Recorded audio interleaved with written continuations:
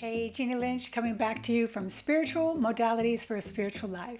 And this truly is our last class. We're wrapping up this beautiful series. As you can see, we've covered so many different modalities. And I'm really excited to end on a high note. Goddess Yoga, what is it? Is it like regular yoga or is it completely different? Can men take Goddess Yoga or is it truly only for women? And what certain things are incorporated in this yoga practice? How is it different? Well, you're about to find out because Sarah Fleener is coming on. She's been teaching this for a couple years now. She's passionate about this modality and it incorporates all the things Sarah's good at.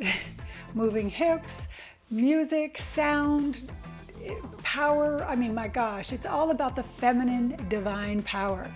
And I can't imagine there's anyone out there who has more of that than Sarah Fleener. So stay watching. That beautiful interview, that modality, that information is coming up next on my channel. Stay watching.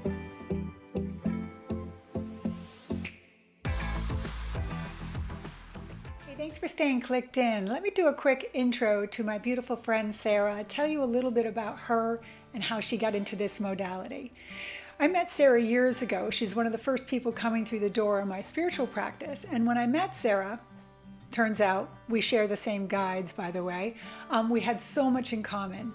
We worked together for over a year. She sat with me and we apprenticed to do this work for other people. So she's a reader also. And she found Goddess Yoga through that journey.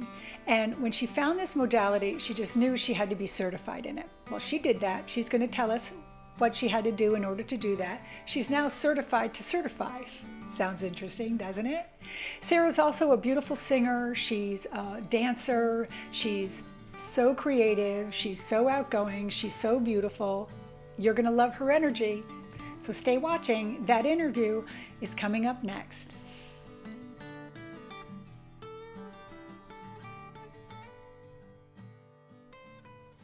We're back.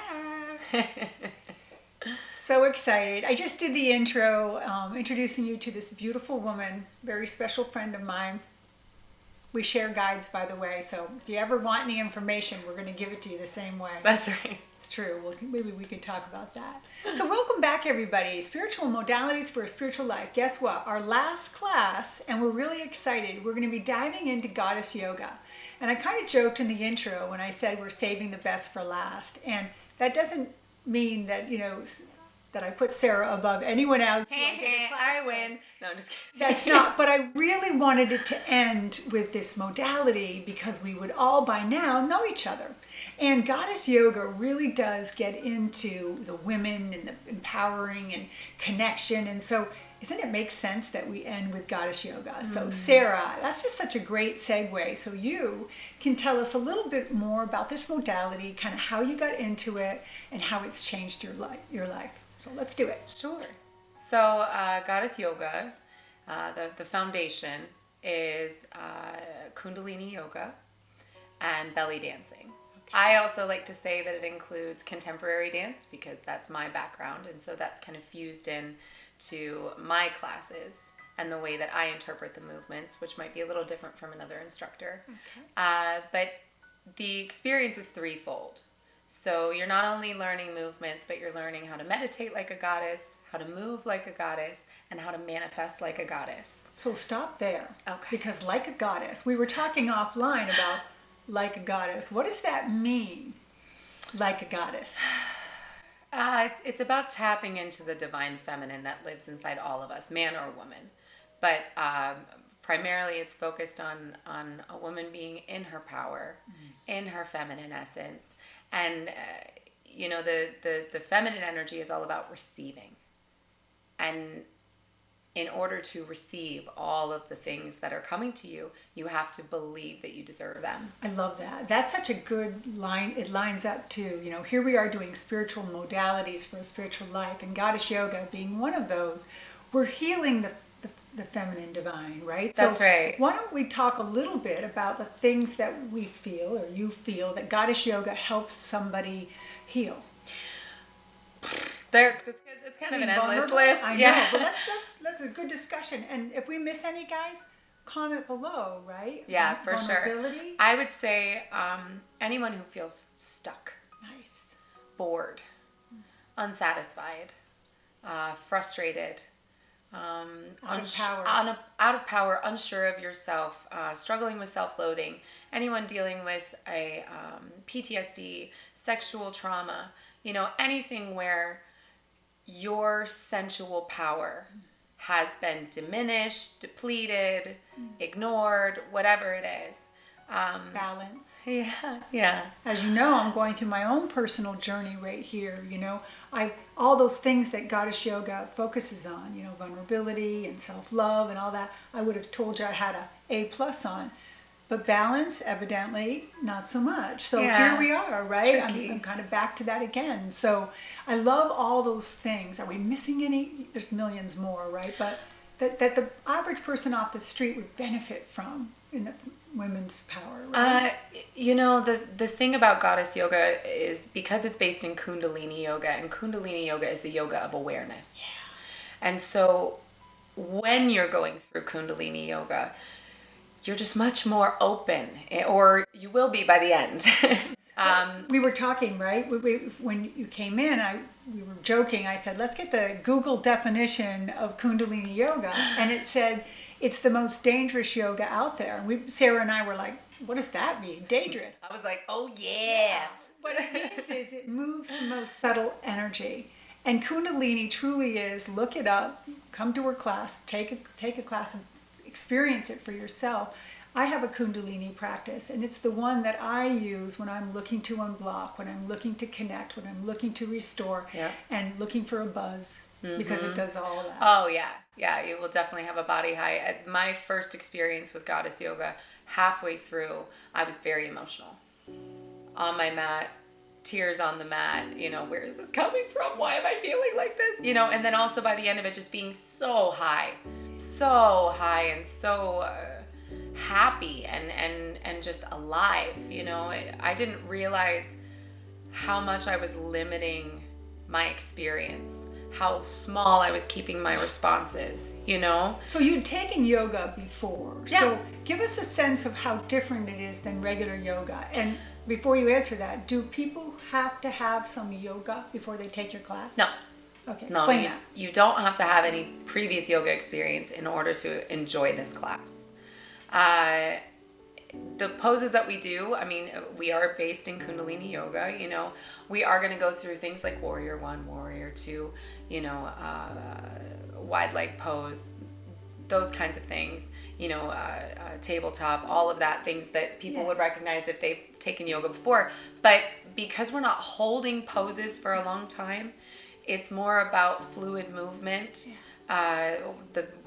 One of the main movements in Goddess Yoga is hip circles and heart circles, and that's all tracing back to that coiled Kundalini energy that's at the base of your spine. And every time you're doing a hip circle or a heart circle, it's rising up inside you, I remember from my own experience of taking your class, you'd say, get into, Warrior 2, get into Warrior 1, but you'd say, bring it in. Cut that stance in half. It's actually a lot less than traditional, right? So, in some ways, it is still a sneaky workout, for sure. Like, at the end of it, you're just pouring sweat, but it's from the heat is created within.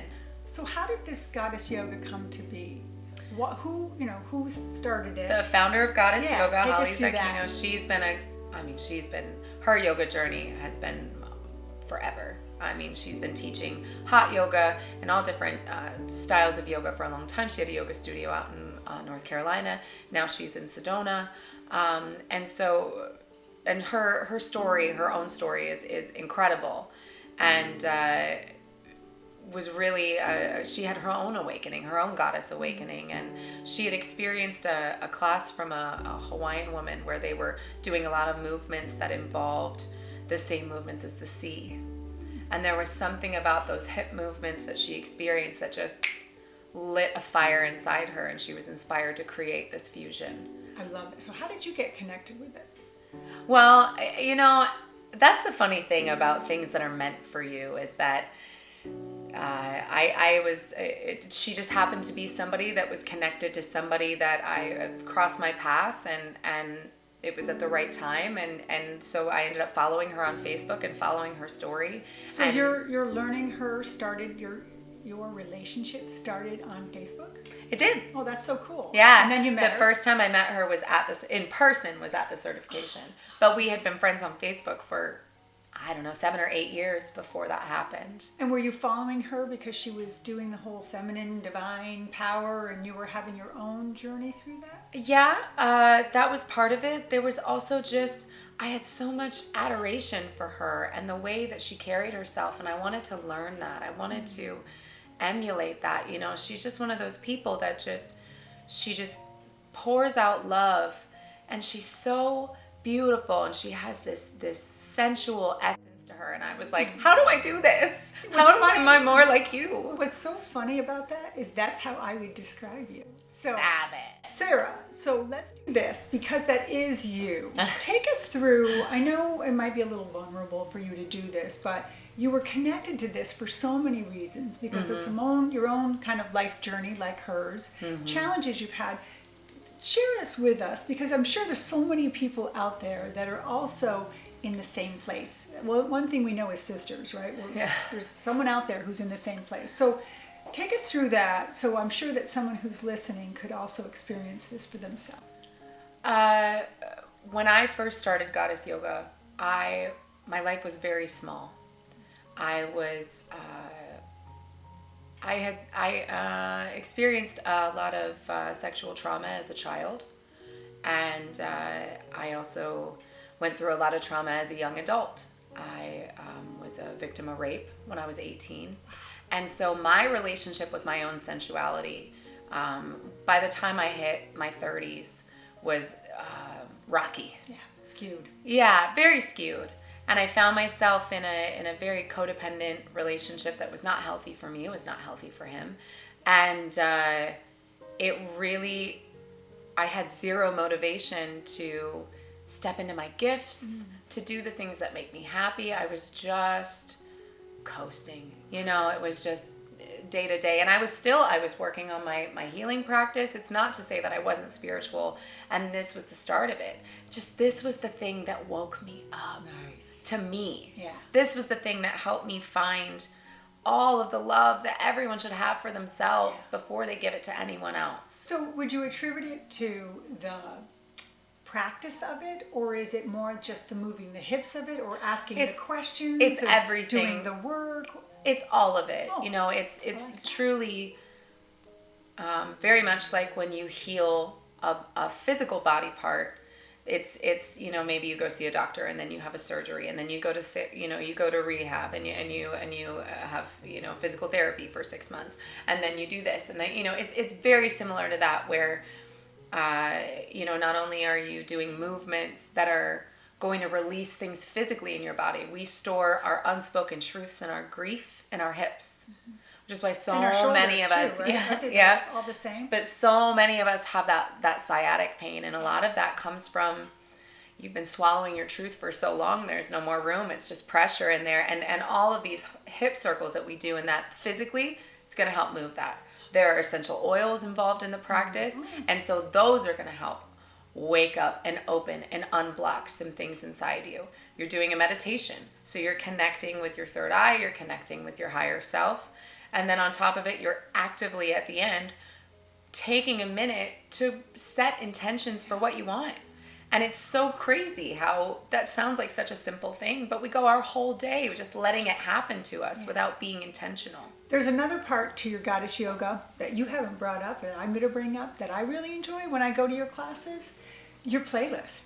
I mean, you are so deliberate. I mean, I have wept on the and think, oh, she picked that for me. And I think maybe you have. Right? Yeah, I'm sneaky. You really do go, because you're musically inclined, and I know that's part of your focus in your life, but you don't go to normal yoga and you get the background sound of the bell in the background, but you don't get music that makes you experience. And I just want to make sure that's a whole other aspect of your modality that we love. It's true. And I believe that music is medicine. Yeah.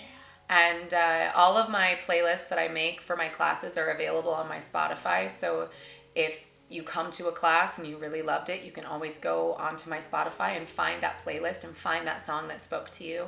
But I always have a theme. I'm very mindful of the lyrics because not everyone listens to lyrics in songs, but for me, that's the most important thing. Me too. So, yeah, it's all designed to empower you and to open you up. There's the word. Absolutely. So when we were talking before you came in about doing this interview, you were saying that your teacher said, get ready for the transition. Yeah. And so take us through what that's been for you. And then maybe share a success story with someone who's had a similar experience. Okay. So for me, it was about 2 years ago, two years ago that I got certified, and my life is completely different than it was then. And she did. The founder said, listen, this is a transformative practice, so hang on tight because Goddess Yoga energy moves what does not serve you out of your life very quickly when you start asking for it. And that's exactly what happened for me. No, I know KT in our group got certified. She did. Yes, and she she's did. kind of said the same thing, you know, and we're taking this class for this reason. There are so many modalities out there. And it's not that you use one, check it off, and go, I'm good, I did that. You incorporate into your life and Absolutely. You experience that. So this is just another aspect of that. I love that. Yeah. And so what's been cool about certifying someone else is gifting them the experience that I had. You know, I originally went to get certified as an instructor. That was a weekend certification out in Scottsdale, Arizona.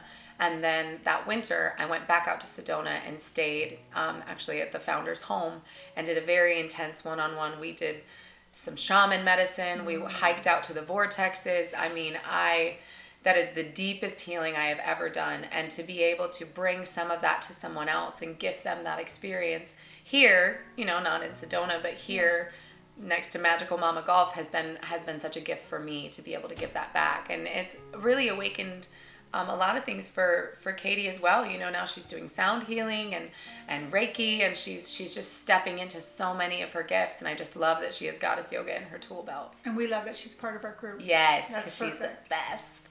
So how does someone come to one of your classes? How often do you teach? What is that kind of experience? Take us through a class. So if somebody coming for the first time was prepared, what do they need to bring? What do they do? If you're coming for the first time, all you need to do is be in yoga clothes that you can move in. I recommend bringing a water bottle and an open heart. There you go. How long are your classes? I think you mentioned you have a couple different types of classes. So Yep. What's the best class for someone to go to? Or Well, that's up to you what the best class is for you. I have a 60-minute glow flow class, which is just kind of an abbreviated version of the workshop experience. But, you know, not everyone has time for a 90-minute workshop. take us through the workshop. What does that mean, workshop? I'm going to yoga and we're doing a workshop. So Yeah. take us through the time that you are doing certain things in that class. I think people would be interested in that. So the 90-minute experience involves the meditation, the oils, the movements, and then a mini manifesting workshop at the end where we're sitting down and we're talking about, there's a portion in the class where we do a movement called wood chopper, where you focus on something that no longer serves you. It can be a thought pattern, a habit, a relationship, something that happened at work. It could be rosé. I don't know what it is for you. But whatever it is that you no longer want in your experience, that you want to remove from your experience and release, we do focus on that and then do some breath work and do this kind of rebel yell, primal cry. And there's something about releasing that noise along with the motion that is super powerful.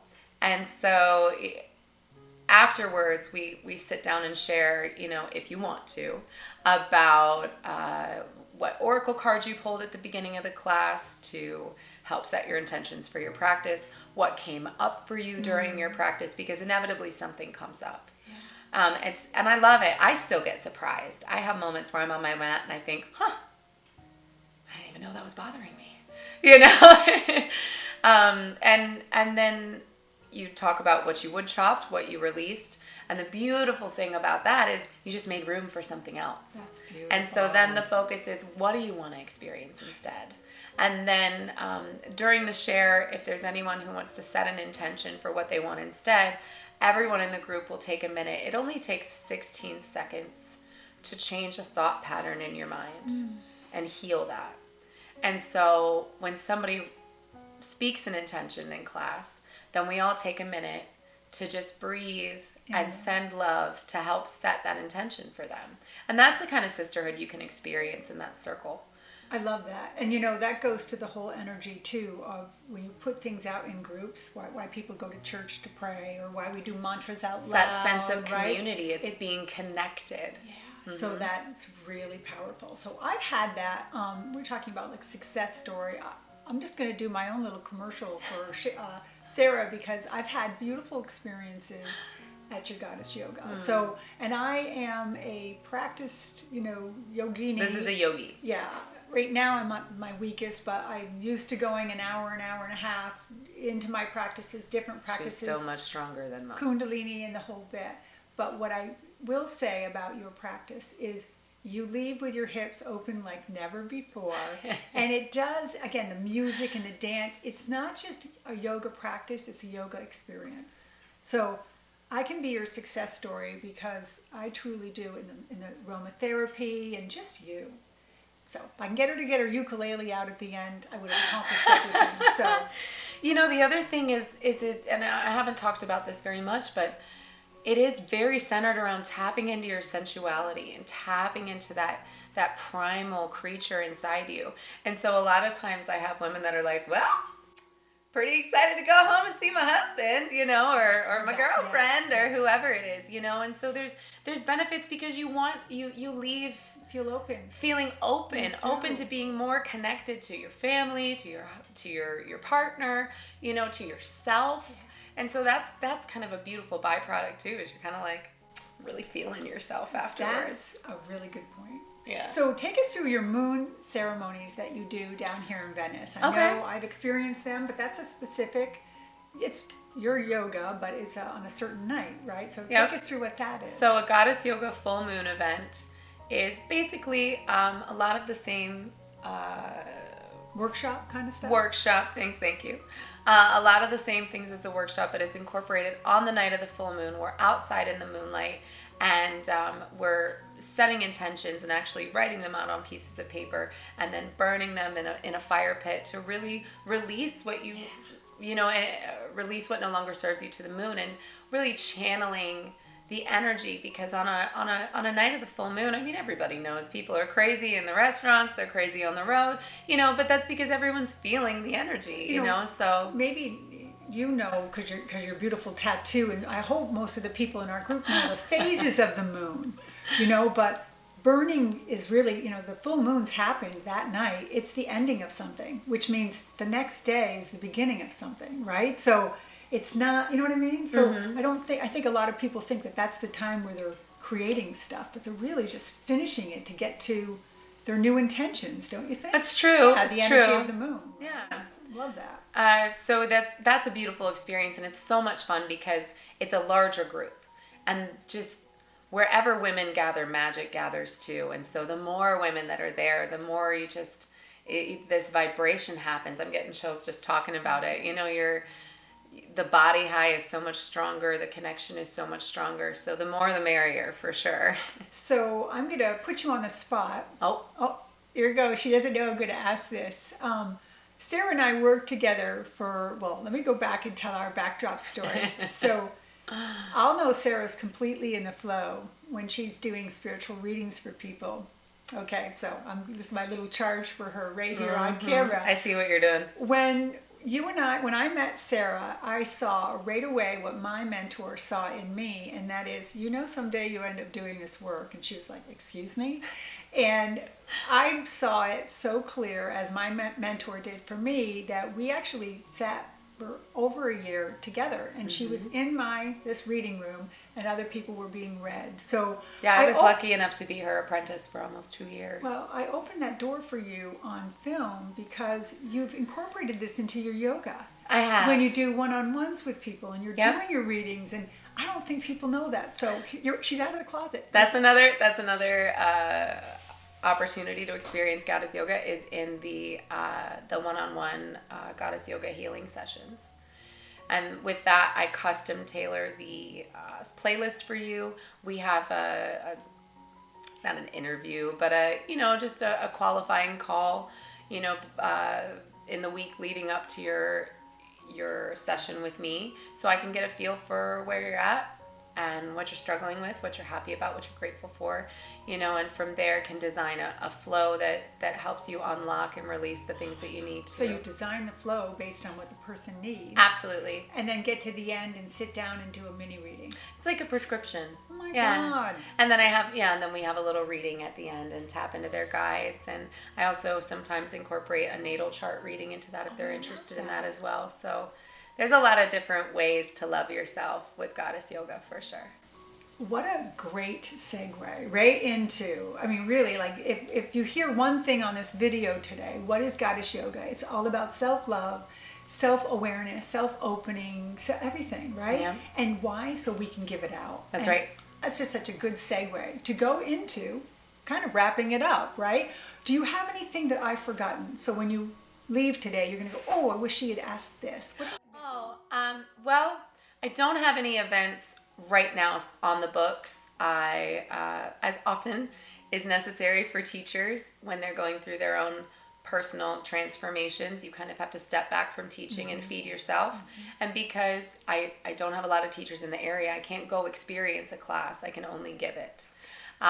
So the best way to stay up to date with what's happening with me and Goddess Yoga is to go to Facebook and search Sarah Fleener, Goddess Yoga Instructor. The links will be below. And then that way you're following that page and any upcoming events will be in your feed. Well, of course, we're going to experience this in class, That's right. You did kind of touch about what we're going to be answering in class. You're going to bring the worksheets. Don't feel like you have to worry about what she's going to ask. It's going to be in a safe format. You will be encouraged to share. I think that's good. Do you think it's good? I feel good about it. Do you know what that means? That it's time for the rapid fire. Rapid fire. I'm ready. Let's do this. Okay. This happens fast. Are you ready? What is your favorite movie? The Sound of Music. Here we are again, right? Hey, KT, you're not alone. You guys get together and watch that. That's fine, yeah. If you were going to change the world today, what would the world need in order to be changed? So the rapid fire answer is nothing. I would change nothing because everything that's happening right now is happening for a reason. That's profound.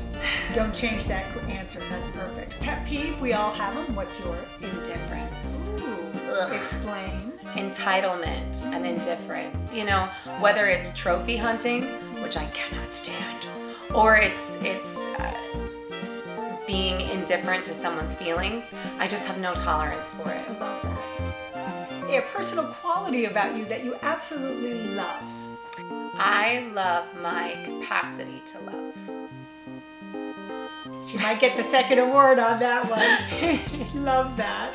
She's the big mug, not the small teacup. I'll put that picture up. And then what are you doing, Sarah, when you're experiencing joy outside of being with me?